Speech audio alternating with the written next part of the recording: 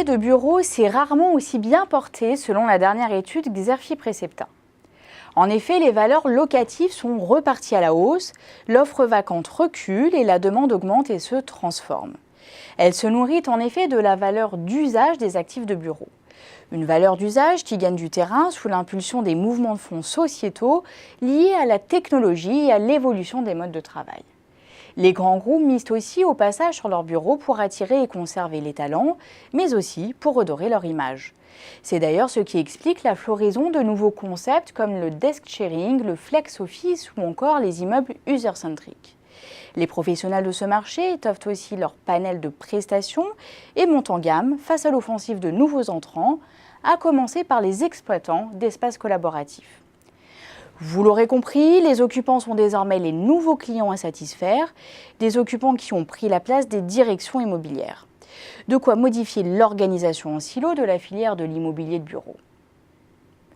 En somme, les frontières entre les métiers de foncière, promoteur, broker, property manager ou gestionnaire d'espaces collaboratifs s'estompent. Deux types d'activités vont prendre de l'importance et structurer la filière à l'avenir. La première, c'est l'exploitation d'espaces de bureaux flexibles. La seconde, c'est le positionnement dans les services aux occupants.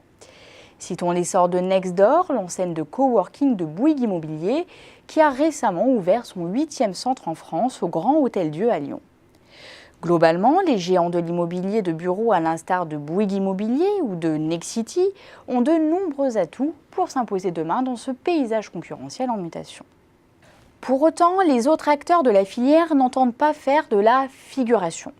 Je veux parler des groupes diversifiés ou spécialisés, surtout des promoteurs ou foncières cotées, ou encore des brokers qui cherchent à consolider leur position. Ils misent alors sur une montée en gamme dans les programmes neufs, mettent en place des services innovants en matière environnementale, de connectivité ou d'accompagnement dans la refonte des espaces de travail.